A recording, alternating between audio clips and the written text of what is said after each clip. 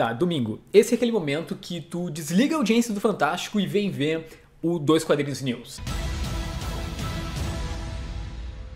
Primeiro de tudo, tenta sentar e relaxar aí do outro lado, porque é bastante informação, tem muita notícia legal. E a gente vai começar com J.M. DeMatteis, autor consagrado de quadrinhos e responsável pelo roteiro da última caçada de Kraven, que ele sugeriu no Twitter essa semana a escalação do Cal Urban, que é o Billy Butcher do The Boys, como o Kraven. Sim, a ideia do DeMatteis é fazer um filme standalone do... Gente, só pra constar, isso é só um autor dando uma sugestão, não tem nada de oficial. Mas ele imagina o projeto como algo standalone, sabe? Tipo, afastado do universo Marvel tradicional, do cinema.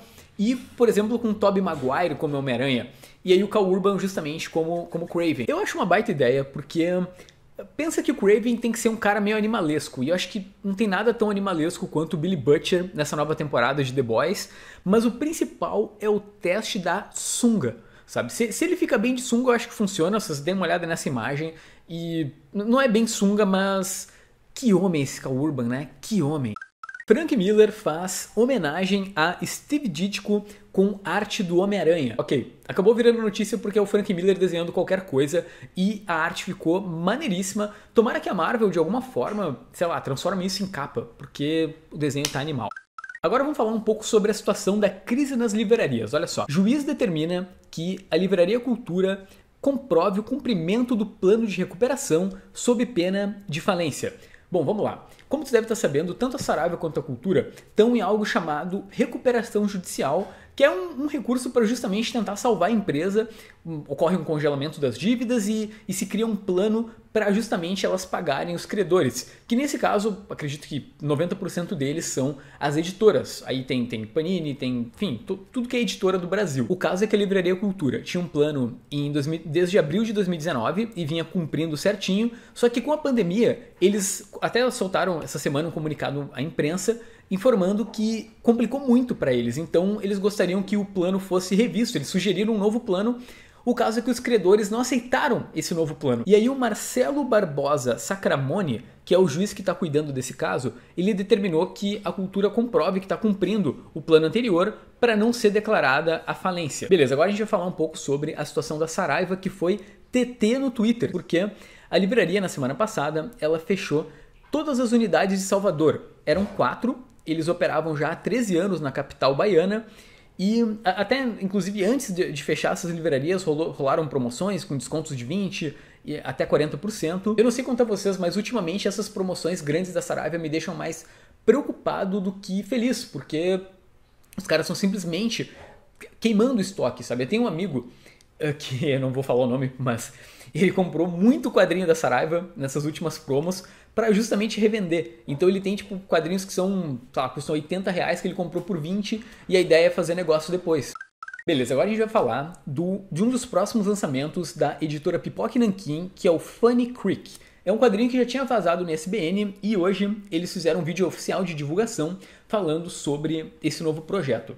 Bom, se tu não tá sabendo, é uma parceria do Pipoca com o Stout Club, que é um grupo de quadrinistas que dá pra dizer de certa forma que são aqui do Sul. Eu acho que todos nasceram aqui. Vamos fazer primeiro um retrospecto. Acho que o primeiro grande projeto do Stout foi o Mundo Urbano, que saiu aqui pela Mitos há um tempinho, que é um quadrinho sobre rock, pactos demoníacos e que é muito, muito bom. Depois de um tempo, eles chegaram a lançar uma editora e tiveram inclusive stand aqui na Comic Con RS e tudo. Lançaram quadrinhos como, por exemplo, o Far South, e aí era um lançamento da própria editora Stout Club, quadrinho argentino muito, muito bom. Lançaram também na Comic Con A História Mais Triste do Mundo, que é simplesmente sensacional. E depois de um tempo, eles fizeram uma parceria com a Panini e publicaram, por exemplo, o Open Bar. Enfim, o ponto é que agora os caras voltaram com tudo, com um projeto no Comixology, que é justamente o Funny Creek. Eu li as 5 edições que saíram no Comixology. Não foi um quadrinho que explodiu lá fora, né? Não foi tão comentado assim. E, sendo sincero, eu achei ok, assim, no sentido de que é uma boa história, mas eu acho que ela talvez agrade mais um público infantil. É sobre uma garota muito jovem que está aprendendo uma lição. Ela se passa em 1985 e apela muito para nostalgia. Temos uma garotinha chamada Lily que acaba sendo presa num programa de Velho Oeste infantil. Por exemplo, o xerife da cidade é um palhaço que vai contar com a ajuda da Lily para enfrentar o Cold Joe, que é um terrível pistoleiro. Não é um lançamento que me pegou tanto, mas é uma boa história, assim. O que eu ficaria muito feliz que o Pipoca e Nanquim publicasse no Brasil, mas eu acho que quem deve publicar, de repente, é a Companhia das Letras, a Study in Emerald, onde basicamente o Rafael Buquerque e o Rafael Scavone adaptaram um conto vencedor do Hugo Awards do Neil Gaiman. E é um conto maravilhoso, assim, de verdade.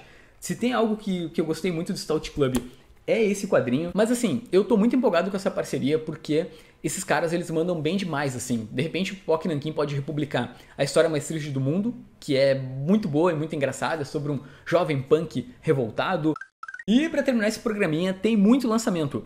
E quando eu digo que tem muito lançamento, é porque é muita coisa realmente, assim. Vários deles já vazaram no site da Panini e eu vou começar com Batman Criatura da Noite, que deve sair em dezembro aqui no Brasil. Provavelmente tu conhece um quadrinho de 2008 chamado Superman Identidade Secreta, onde temos um garoto normal no mundo real, né, no nosso mundo, que inclusive existem quadrinhos do Super-Homem, e ele acaba ganhando os poderes do Homem de Aço e vai salvar o mundo. Que é um quadrinho estupendamente maravilhoso. Então, ali a partir de 2018, o Kurt Busiek, ele volta agora com o Joe Paul Leon desenhando, e eles vão contar essa mesma versão da história, a mesma ideia, né, de algo se passando no mundo real, só que agora com o Batman. Então temos o jovem Bruce, um garoto que é muito fã do Batman, veja só, e ele tem inclusive um tio chamado Alfred, e ele sofre o mesmo trauma do Homem-Morcego. Os pais acabam sendo assassinados e ele acaba se revoltando com essas injustiças do mundo e tem o objetivo de fazer alguma coisa. Só que ele é um garoto, sei lá, que ainda suja as próprias fraldas. Mas o Homem-Morcego aparece do nada. E, meus amigos, é talvez uma das versões mais assustadoras do Batman que vocês vão ver. Ele tem os olhos vermelhos, é algo realmente assustador. E aí, eu não quero falar muito mais para não estragar, mas é isso, sabe? A gente tem o jovem Bruce Wayne e um Batman assombrando as ruas de Gotham City. Então, eu já li o quadrinho e ele deve sair num volume único pela Panini em dezembro. Eu achei bom, assim, ele não é... É porque ele é meio lento em algumas partes, mas eu acho que, no geral, todo o arco que o Bruce passa é melancólico, assim como a Identidade Secreta, porque, gente, o mundo não é feito de unicórnios coloridos. Quando a gente tem o Batman no contexto do mundo real, é bem diferente, então acaba sendo divertido. Só acho que... Eu acho que sobrou... Parece que sobrou páginas, sabe? Podia ter 3 edições, de repente, norte-americanas, em vez de 4. Outro lançamento também, que já tinha vazado, na verdade, é o Batman Xamã. Esse quadrinho, a Panini já publicou no Brasil, nessa edição que vocês estão vendo, em capa cartão, e ele saiu originalmente em 1989. Ele é o primeiro da série Um Conto de Batman. É um quadrinho que ele é bem aclamado assim pelos leitores brasileiros, por conta dele ter saído justamente nessa série de Um Conto de Batman, que era muito boa. Eu acho legal, eu acho que vale a leitura. Tem uma coisa que me incomoda um pouco e eu já vou tentar explicar. Aqui na história, a gente tem uma mescla de pré-treinamento do Bruce, quando ele estava justamente tentando se aprimorar fisicamente para se tornar o Batman, e aí passa pelo ano 1, quando ele vai vestir o uniforme, e segue um pouco depois. O caso é que durante o treinamento, o Bruce ele é salvo por um xamã, e aí tempos depois temos um xamã assassinando pessoas em Gotham. E aí, obviamente, as duas turmas vão se conectar de alguma forma. Assim, é uma história bem detetivesca, que pega justamente essa veia do Batman. E os desenhos são, nossa, simplesmente incríveis, assim. Eu acho que é um Batman bem clássico, que lembra muito o Batman do David Mazzucchelli. Tem umas cenas assim que o Batman diz: saia das ruas de Gotham, tipo, bem-vindo ao inferno. O que eu não gosto muito é que é um quadrinho que ele pega o Batman 1 e ressignifica algumas coisas, sabe? Meio que algumas cenas que tu viu no ano 1 não eram bem isso, porque tem toda uma outra interpretação. Isso eu não gosto. Eu acho que, sabe, dava pra contar a história sem precisar mexer no ano 1. Desses últimos lançamentos do Batman, na verdade eu preferiria o próximo que eu vou comentar, que é o Batman Ano 2, que sai em novembro pela Panini. Ele originalmente foi publicado em 1987 e eu tenho ele nesse compilado da Abril que eles lançaram com o melhor do Batman. Aqui o Gordon, ele recém é comissário de polícia, então ele ainda está se adaptando à ideia do Batman. E aí o Bruce, ele começa um caso com uma filha de um vigilante chamado Ceifador. Só que ele, obviamente, ele não sabia disso. Então a gente tem toda essa dualidade, né? De um lado, o Bruce é apaixonado pela menina e lidando com o sogro. E do outro, ele lidando também com o sogro, só que como Batman. E eu acho que o mais legal é que o quadrinho ele vai falar um pouco sobre... Não, vocês podem ver pela capa, ó, é o Batman com uma pistola na mão. E ele vai discutir muito Por que o Batman não usa armas? Será que se ele não utilizasse, ele não resolveria os problemas mais rápido? É um quadrinho que, por exemplo, inspirou a animação Batman, a Máscara do Fantasma. E eu acho que talvez um dos grandes destaques, pelo menos pra mim, é que algumas edições aqui são desenhadas pelo Todd McFarlane. E ele faz um Batman muito louco, assim, tipo com uma capa gigantesca, esvoaçante. Tanto é que mais tarde ele fez outras capas do Batman e ao mesmo tempo a DC lançou uma estátua da versão dele. Eu gostei, assim, eu acho que vale a pena. E, bom, fora isso, temos O Tempo e o Batman, que sai pela Panini em novembro, também vazou lá no site dos caras. E esse encadernado, ele compila Batman 700 e mais algumas histórias. Quadrinho que só serve para quem tá acompanhando a fase do Grant Morrison pelo Batman. No caso, ele se passa depois da morte do Bruce Wayne e antes do Batman e Robin, que é quando o Dick assume o manto, né? Porque não tinha Bruce. Não é essencial para entender a fase do Morrison, mas é legal pra, sabe, tipo, ter tudo completo.